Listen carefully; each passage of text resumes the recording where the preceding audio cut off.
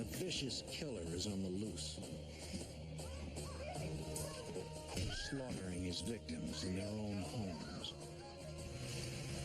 The body count rises.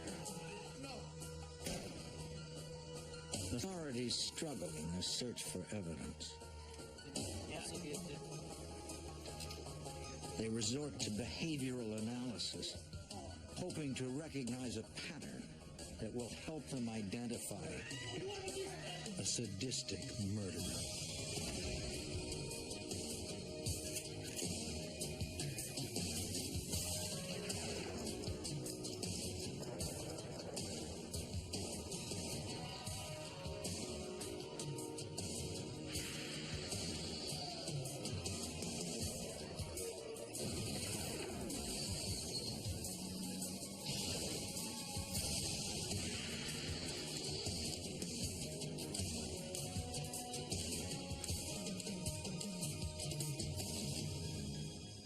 In Louisiana, a brutal killer turned a rural area into his personal hunting ground.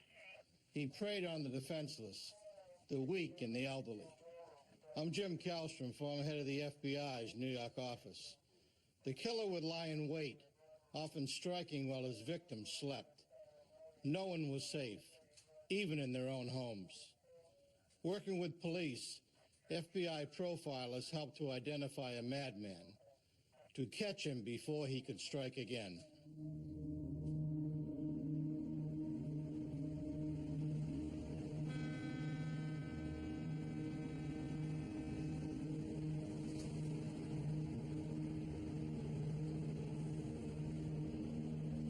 Laplace, Louisiana, May 9th, 1997.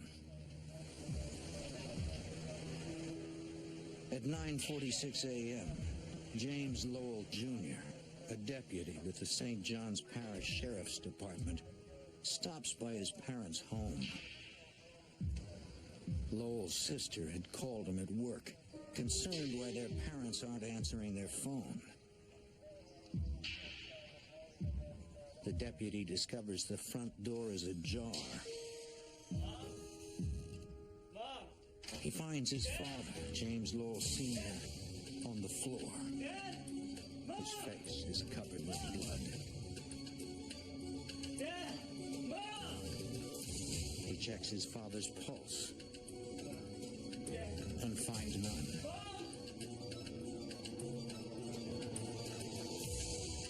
Mom! He looks for his mother. He finds her in the kitchen, brutally assaulted. Anne-Marie Lowell is unconscious and her pulse is faint, but she's alive.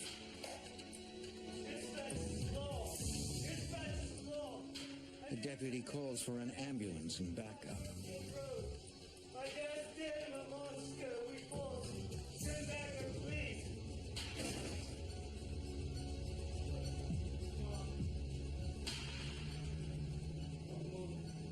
Within minutes, officers, detectives, and EMTs respond to the scene. The brutal attack shocks Detective Todd Himmel of the St. John Sheriff's Department. This is a well-respected family in the community, well-known, good people. Most of our homicides are either drug-related or maybe an argument that escalated. To have a home invasion homicide is uncommon for this area.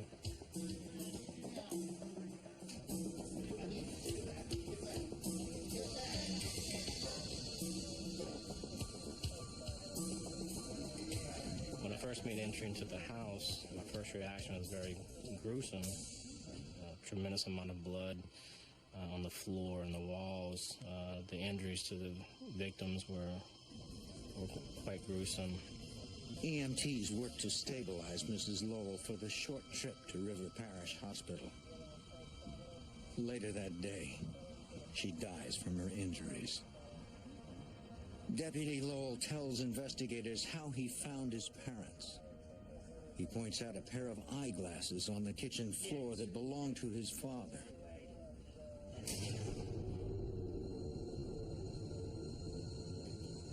Investigators find a blood-stained hammer near Mr. Lowell's body. The nature of the wounds to the victim's head and face lead investigators to believe this is the weapon that killed him. The detectives searched the house.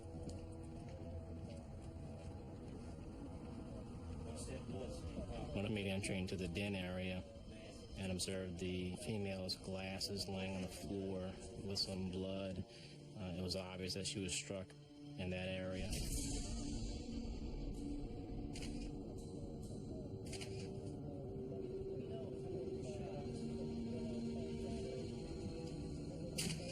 Investigators find a large sugarcane knife, sometimes called a side blade or sling blade. It's covered in blood. It was obvious that it was a weapon that inflicted the injuries on the female victim.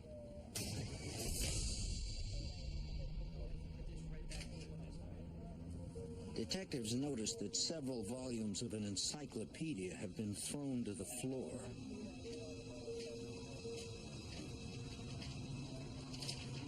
Blood spots. Got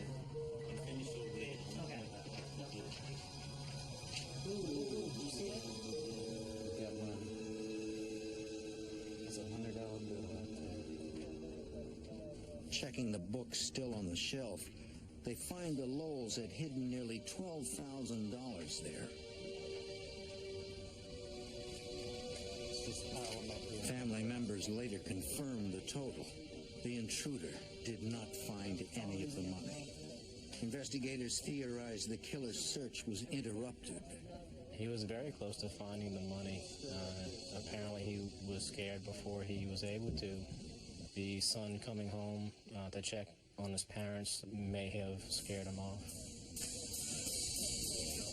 Crime scene technicians dust nearly every exposed surface in the house.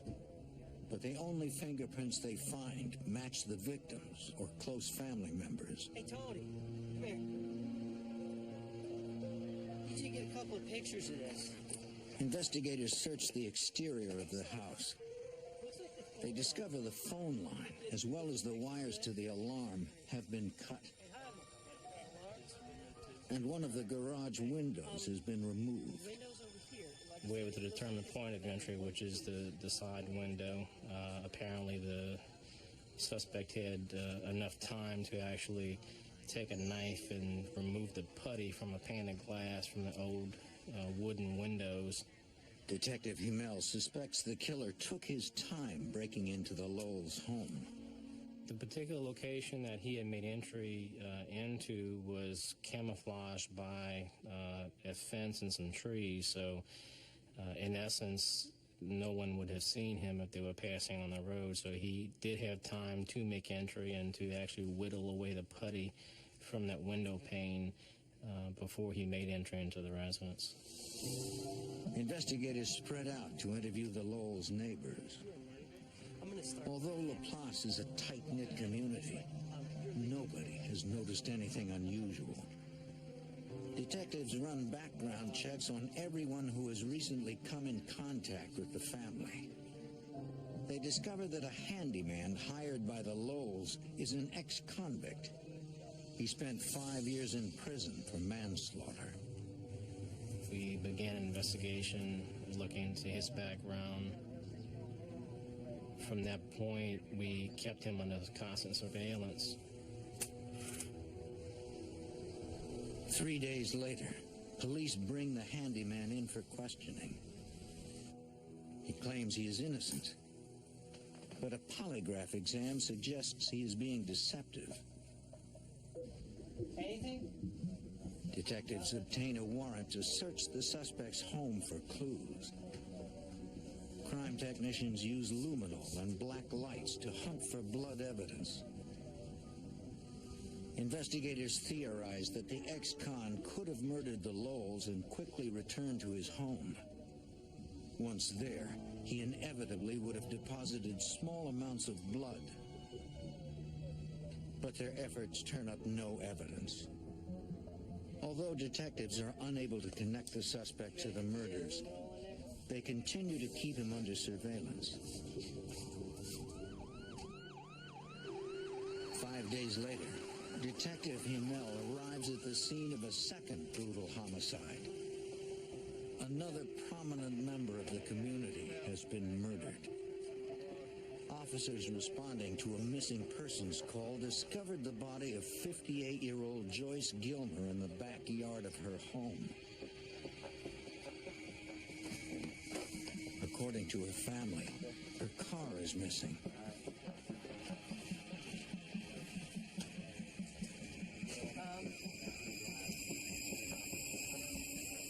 The victim has 4 bloody lacerations to the back of the head.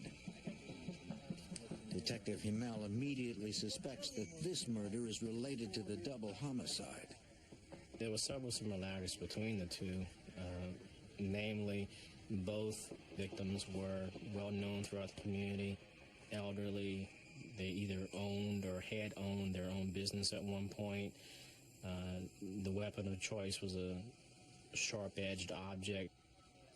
Investigators now realize they can rule out the possibility that the ex-con is the killer. He was under constant surveillance at the time that this crime had occurred, so we could eliminate him as being a suspect because we felt strongly that both crimes were related. Detective Himmel walks through the house looking for signs of an intruder. He finds none until he gets to the master bedroom. It appears as if the killer knew exactly what he wanted. The victim's family reported a safe is missing. The only room that was disturbed was the master bedroom closet where the safe was located, which indicated to us that the perpetrator knew exactly where to go and knew exactly what he was looking for when he went into the residence. And having knowledge of that, the safe existed inside the master bedroom, it's a good possibility he knew the victim. That could be one reason that he did murder her, is because she knew who he was and could identify him. The investigators find no evidence of blood inside the house. They conclude that the victim was likely forced into the backyard, where she was murdered. Crime scene investigators process the house for evidence, including hair, fiber, and fingerprints. The killer has been careful. Once again, he has left nothing behind.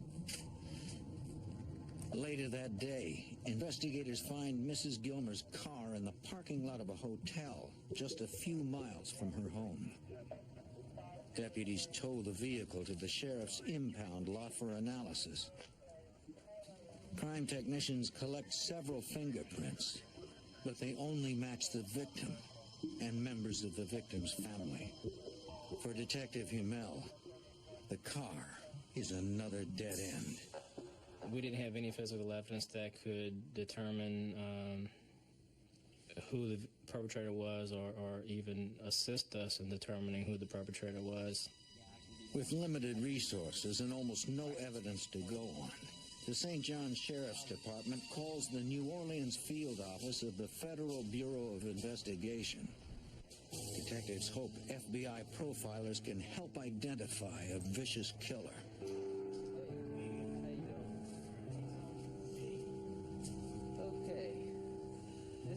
Special Agent Dan Funk travels to the scenes of both homicides, starting with the Lowell murders. Investigators are still processing the home 2 weeks after the slayings. Part of my job, being at the field, at the scene, is to provide all the information that the profiling unit at Quantico needs to do their work. They're not at the scene. I'm the local eyes and ears for that unit. What I do is go to the crime scene, try to absorb as much information as I can, and then provide it back to Quantico. Agent Funk tries to determine step by step what happened the day of the murder. Small clues help the agent establish a timeline. It appeared that the subject spent maybe the whole night in the garage waiting for the victims to wake up. We noticed that because the newspaper was picked up in the morning, and it was the victim's routine to immediately pick up the paper upon rising. And then it looked like there was coffee grounds in the garbage to indicate that they made coffee and were settling down for their morning routine before the attack occurred. There's one that belongs in the garage. And I'm According to assuming the it's gonna be family, really- the murder weapon, a cane knife or sling blade, was kept in the garage with other tools. The killer had literally hacked Mrs. Lowell to death with a 40-inch blade that he found in her own garage. You could see blood on the floor, blood splattered on the walls. You proceeded through the house, and wherever you looked, there was blood. You could just see marks on the walls and on door jambs where you could picture that the subject just swinging this wildly at the victim.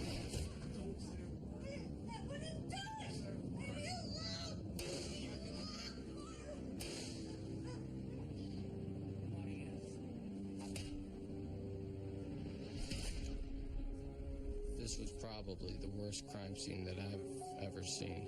And it spread throughout the house, which indicated that there was just an ongoing confrontation between the victims and the subject that just went on and on.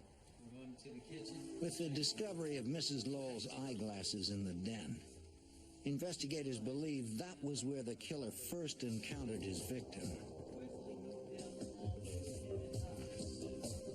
Since her body was located in the kitchen, investigators speculate she was chased there by the intruder. The discovery of Mr. Lowell's eyeglasses on the kitchen floor suggests a possible scenario. To have Mr. Lowell's glasses in the kitchen, we believe that's the initial point of contact between him and the perpetrator. Investigators theorize that Mr. Lowell entered the kitchen attempting to defend his wife, but they note his body was found in the hallway. We believe he was either trying to get another weapon or trying to get to a phone that was in the hallway.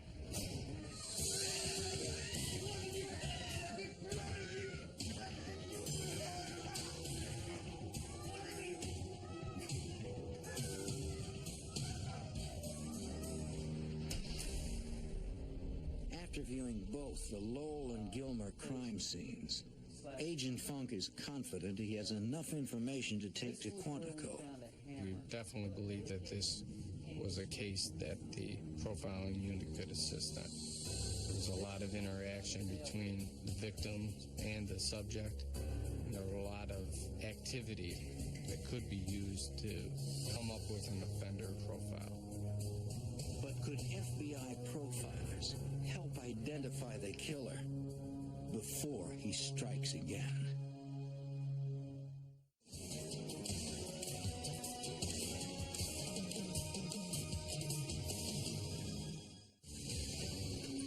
In Louisiana, a killer has murdered 3 prominent citizens in a small town. He strikes with extreme violence, but leaves few clues.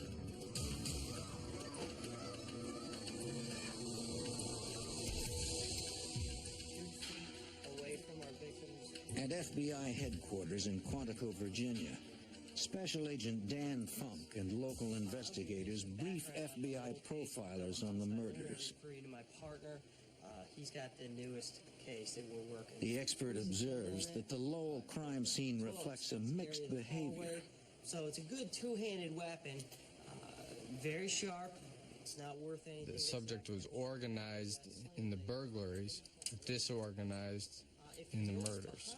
The subject brought tools with him to disable alarms and phone lines and to enter the residence, but he was disorganized once he entered it. He didn't bring a weapon with him, but he found weapons of opportunity located at the scene. Profilers also note that careful planning gave way to extreme violence when the intruder confronted his victims. The brutality of the murders suggests a chaotic personality. we've got some good stuff here, some good solid police. But the work. profiler tells St. John's investigators that he will not be able to create a profile powerful enough based on only 2 incidents. Solid profile. They need more data. We can't just sit around and wait for What I am going to suggest is The profiler's advice to the investigators is to go back and search through their cold case files to look for similar unsolved murders in nearby jurisdictions. All right, I appreciate it. Thank you. Investigators from St. John's Sheriff's Department meet with detectives from nearby parishes. The detectives share the details of their cold case files and make a chilling discovery. They find that over the last year, 3 unsolved homicides bear striking similarities to the Lowell and Gilmer murders. Records show that 8 months earlier, in nearby Ascension Parish, the owner of an auto repair shop was beaten to death with an aluminum baseball bat. A substantial amount of money was stolen from the victim's home. He's in his late 50s. He owns an auto repair shop in my district. It happened about a year before your fellow murder. 5 months later, in St. James Parish, a 58-year-old woman was stabbed and beaten to death in her home. Police found a bloody knife in the sink. They were unable to recover any fingerprints from the weapon or at the scene. Photos. They had a 58-year-old woman. Less than 3 weeks later, also in Ascension Parish, a 71-year-old woman was beaten and stabbed to death in her bedroom. The victim was stabbed multiple times and bludgeoned with a trophy. Detectives found an open safe in a bedroom closet. The contents, value unknown, had been removed. What was strange was she was found under an overturned couch. Phone lines and alarm wires to the residence had been cut. Investigators conclude that as many as 6 homicides may have been committed by the same killer. But before the task force can ask the FBI to review the new data and create a more detailed profile, there is another attack. Shortly after 4 o'clock in the morning, on July 7th, 1997, detectives from the Ascension Parish Sheriff's Department arrive at the home of Vincent and Julie Rowland. A uniformed officer briefs Sergeant Detective Mike Toney. The sheriff's office responded to the 911 call that we received. After the sheriff's office patrol division arrived at the residence, they learned that there was a home invasion. It was a brutal attack.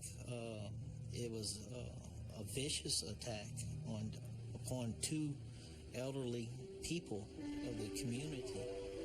Detective Toney learns the couple sustained severe lacerations and gunshot wounds. Miraculously, they are both alive. The next day, Toney visits the hospital and learns that both victims have been stabilized.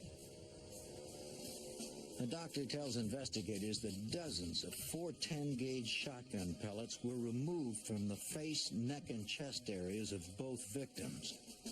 If the Rowlands had been struck by larger gauge ammunition, they might not have survived. Among his injuries, Mr. Rowland has a large knife wound and shotgun blast to his face. It was remarkable that he was able to talk and give us information. He was determined to give this information because he wanted his attacker caught. And he gave a wealth of information as to how the attack took place.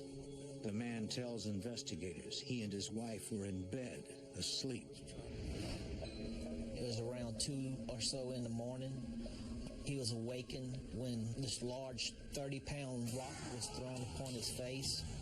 As he rises up out of the bed, the attacker starts hitting him in the facial area with the side blade. He tries to defend himself from the attack. The man struck him with the sling blade over and over again. Mr. Rowland said he was ordered to open a safe that was in the bedroom closet. He told the man he couldn't open the safe because he was hurt too badly. He and his wife were forced into the bathroom. Combination of the safe. He ordered Mrs. Rowland to open the safe or he would kill them both. Go! Open the safe.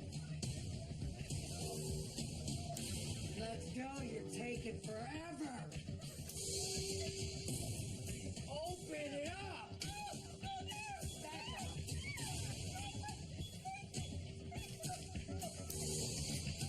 The safe contained over $100,000 in cash.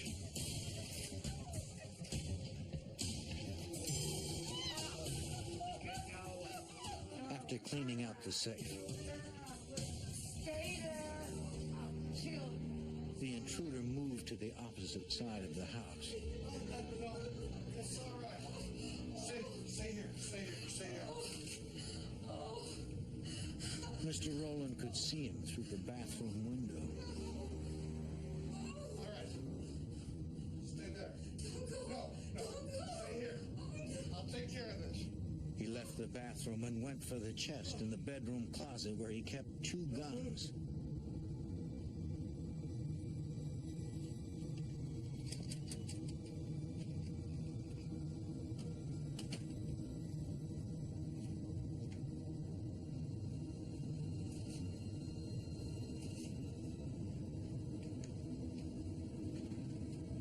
He hid behind the sofa and waited.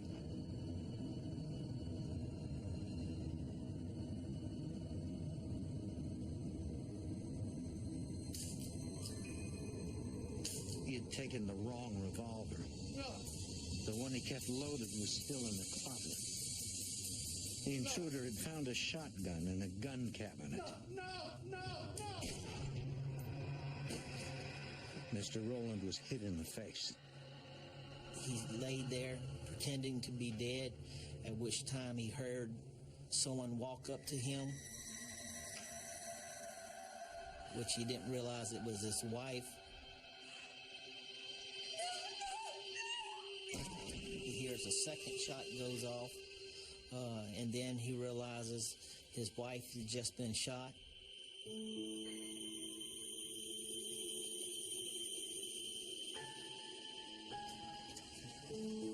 Mrs. Rowland tells investigators that she laid still until the intruder left.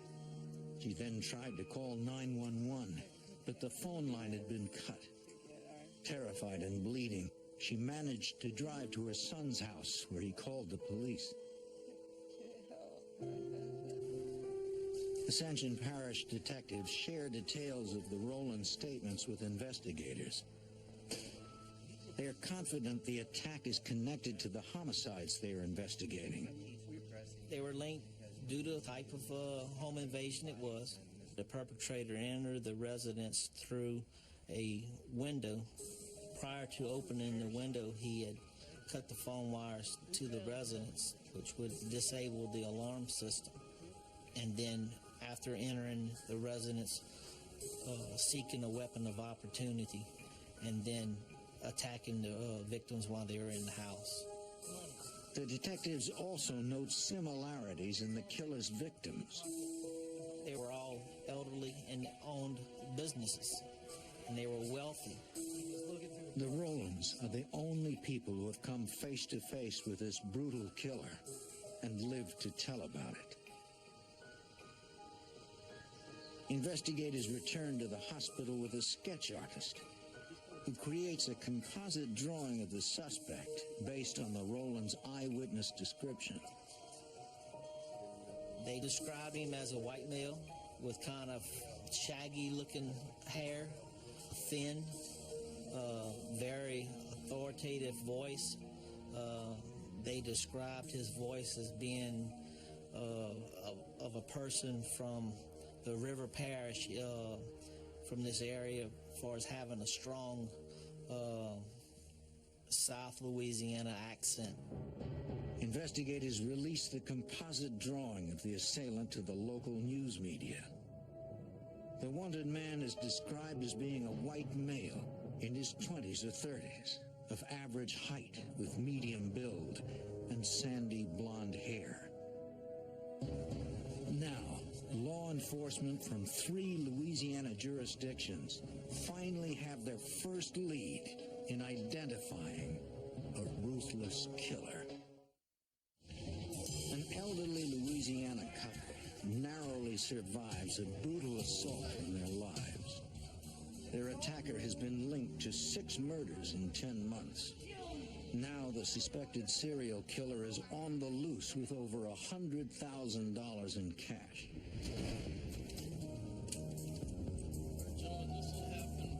Armed with the survivors' statements, Louisiana investigators returned to Quantico, Virginia to present the newly linked cases to the FBI's profiling unit. The profilers agreed that the 6 homicides in the latest attack are most likely all connected. They suspect the killer lives or works in the area. He is nocturnal, and he may have recently purchased items he normally could not afford. The investigators now have a rough sketch of their suspect, but they need to move fast if they are to catch him. FBI Special Agent Dan Funk. Now you had 2 live witnesses, subjects under pressure to believe that there's people out there who can identify him. So we believe that either he would change his appearance or he might even leave the area. We've got several good The profilers recommend forming an official task force and asking the public to look out for anyone exhibiting any of the characteristics identified by the unit. we can do that. The public appeal prompts thousands of phone calls to the task force hotline. The security guard from a local video poker casino provides an intriguing lead. He tells the detective that one of the regular customers at the casino looks a lot like the composite drawing he saw on TV. Detective Mike Toney of the Ascension Sheriff's Department.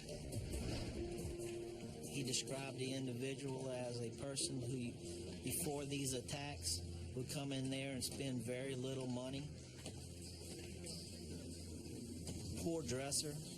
Since the attacks, he would come in, he would spend a lot of money. He would then started sporting jewelry,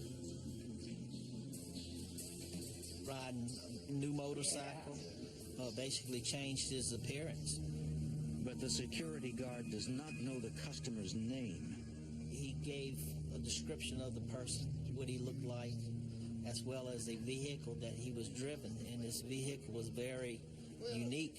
It was actually a truck, a large truck with a large boom on the back of it that was used to like lift motors and stuff and carry them around.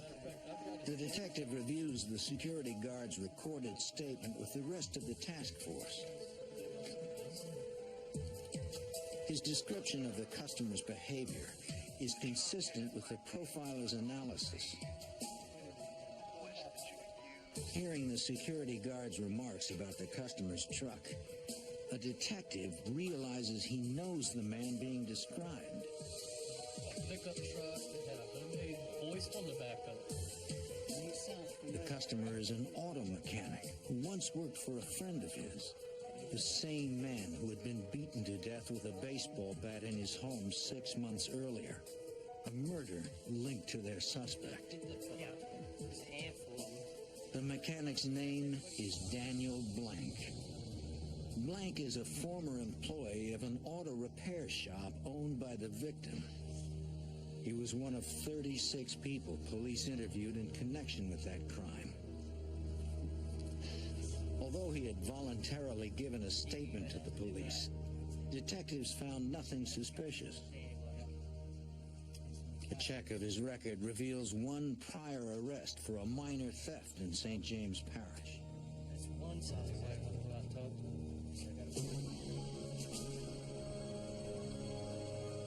Investigators travel to Daniel Blank's last known residence to ask him some questions.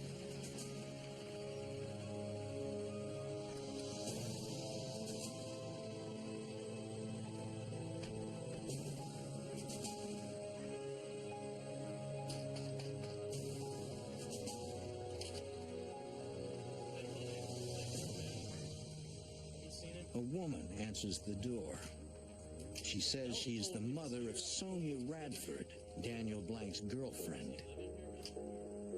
She advised us that Daniel Blank and his girlfriend had just moved to Texas, that he wasn't there. I left my information with her. If she would speak to him after we leave, would she give the information to him that we needed to talk to him? 10 minutes after Detective Tony returns to his office, he receives a telephone call. Detective Tony. It is Daniel Blank. He says he is calling from Onalaska, Texas. And while I'm on the phone with him, I advised him that we were investigating several homicides of elderly people. And from those homicides, a large amount of money was stolen from these people. And he just started being a wealth of information. He started talking about how he was gambling, that he was winning a lot of money, that he had all the receipts for his gambling winnings. And during the conversation, he tells me that he will be back in Louisiana within a few days. So it was set up where he would come to meet with us when he came back into Louisiana. Okay, Daniel. Well, please call me as soon as you get back here, okay? All right.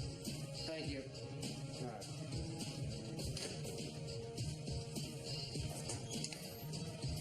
But Daniel Blank has no intention of returning to Louisiana. So investigators will have to go and find him.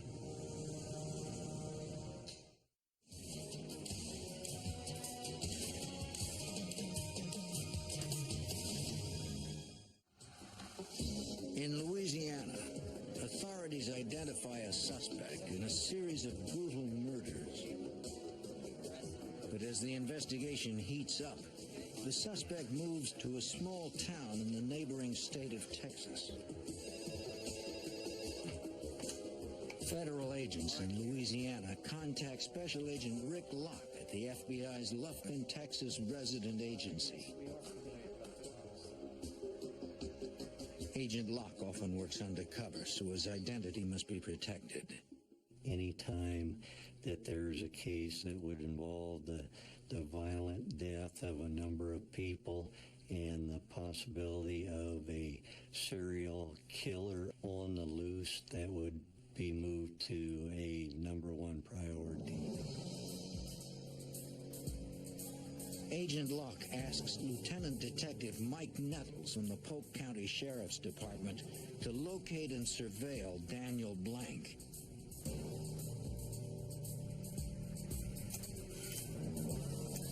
Nettles searches local utility records and finds Blank living with his girlfriend, Sonia Radford, in a trailer park in Onalaska. Once we identified him, then we started working on trying to build a case to see, was he spending a lot of money? Did he have a lot of money? Because we knew that there was a lot of money taken from some of the murder scenes in South Louisiana. Be a good look at him. Special Agent Locke and Detective Nettles keep the suspect under a close watch. When we were conducting the surveillance of Blank, we did notice that he had purchased a vehicle since he had arrived in Texas. He had purchased a trailer home. He then leased a automobile repair shop business and opened a business known as Daniel's Automotive. After surveilling Blank for nearly 2 weeks, Agent Locke and Deputy Nettles meet with the Louisiana Task Force and a Texas U.S. Attorney. The investigators brief the prosecutor on the results of a financial background check on Daniel Blank. He was spending a large amount of money, which fit the behavioral profile. After doing a financial background on him, we learned that in this year where he was spending all this money, he had no means of income that was showing up on his state employment records. The prosecutor agrees that the circumstantial evidence is impressive, but investigators have not produced any evidence that places Blank at any of the crime scenes or that connects him to a weapon. If investigators hope to make their case against Blank, they need hard, physical evidence. In Louisiana, technicians have recovered many latent fingerprints from the crime scenes. Analysts have matched most of the prints to the victims and their family members. Technicians compare the remaining unknown prints to a set of Daniel Blank's fingerprints, obtained during an arrest for an earlier minor violation. They determined that the prints do not match, but Blank's old record is incomplete. There are no palm prints in his file. And investigators have several palm prints from the crime scenes listed as unknown. The investigators devise a plan to obtain a set of palm prints from Daniel Blank. Through a records check, Detectives Nettles and Agent Locke have learned that Blank does not have a valid driver's license. After weeks of surveillance, they have observed that Blank has a habit of running a particular stop sign near his business. The plan is for Nettles to perform a traffic stop the next time he does.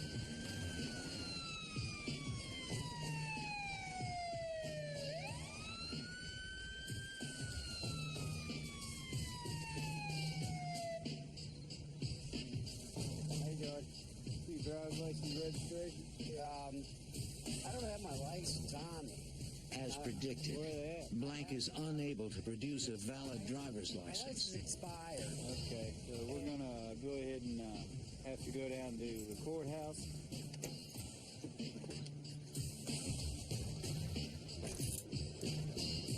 Is all this really necessary?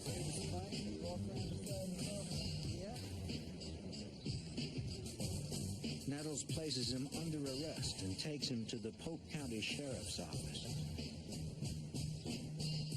During the booking process, officers take a full set of finger and palm prints from Blank.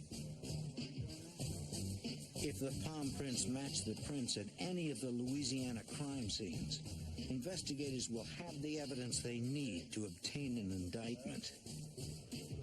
Blank pays a $50 fine and is released. At the fingerprint lab, technicians compare the palm prints to latent prints collected at the crime scenes. In case after case, the results are negative. They do not match. All the prints collected at the crime scenes either belong to family members, victims, or remain unknown. So for now, suspected serial killer Daniel Blank will remain free. In Louisiana, 6 people are dead, the victims of a vicious killer. An intense investigation has revealed a prime suspect, but no hard evidence to tie him to the crimes. The suspect is volatile. Investigators have to get him off the streets. Now the only person who can provide the evidence they need is the suspect himself, FBI Special Agent Rick Locke.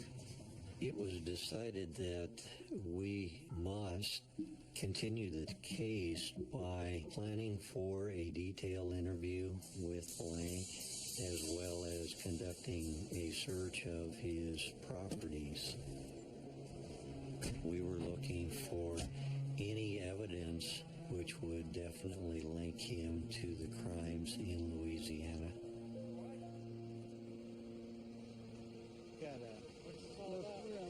Investigators served Daniel Blank with warrants to search his business and home. Detective Nettles asks Blank if he will come to the courthouse for a voluntary interview. He agrees. Blank is not arrested, but he is advised of his Miranda rights. Louisiana detectives Mike Toney and Todd Hemel conduct the critical interview. It's a lot of pressure. You know that you either get a confession and solve these cases or you don't, and you have nothing. We had no physical evidence, and the circumstantial evidence wasn't that great to bring him to trial. We knew we needed a confession. We knew we needed him to tell us that he was responsible for killing these people. Without that, we had nothing. Our strategy was to first begin with background information with Daniel, asking questions that we knew the answer to. His family life, his education, his work background, that probably consumed an hour and a half. We then moved on to covering some of the homicides.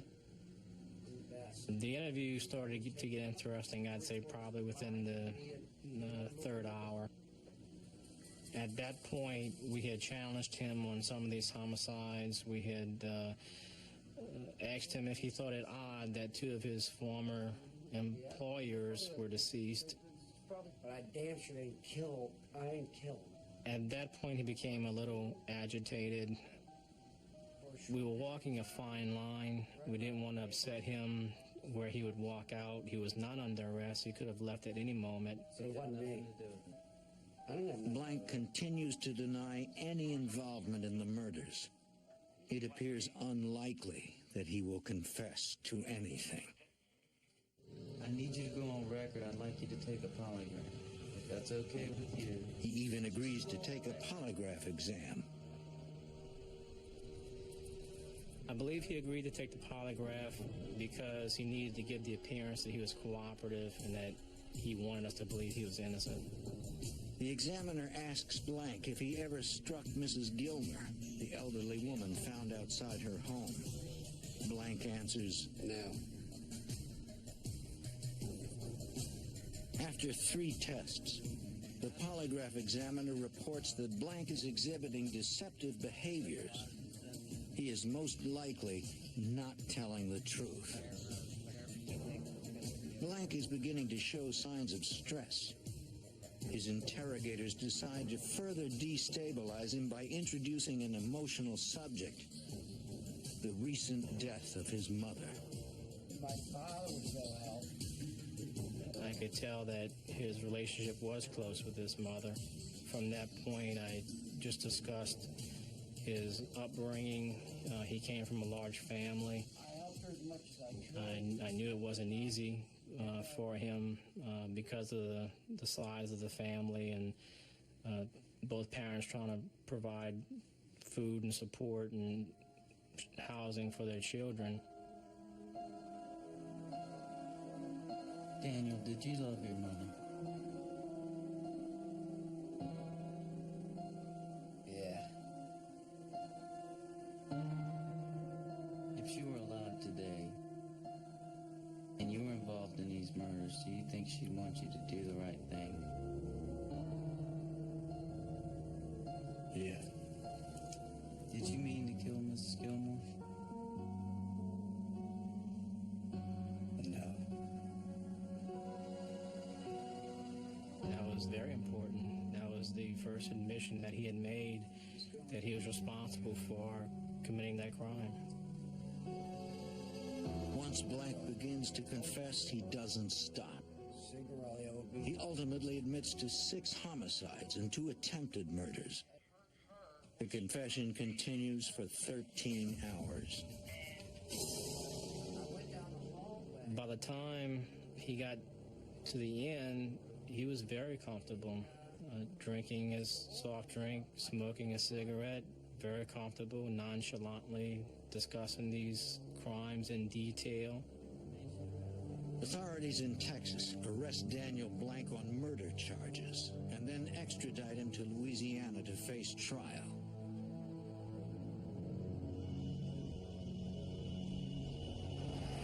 Daniel Blank is convicted of 5 homicides and receives 3 life terms and 2 death sentences. He is currently on death row at the Louisiana State Penitentiary at Angola. The state of Louisiana decides not to pursue charges for the 6th homicide and attempted murders, confident that Daniel Blank will never leave this place alive.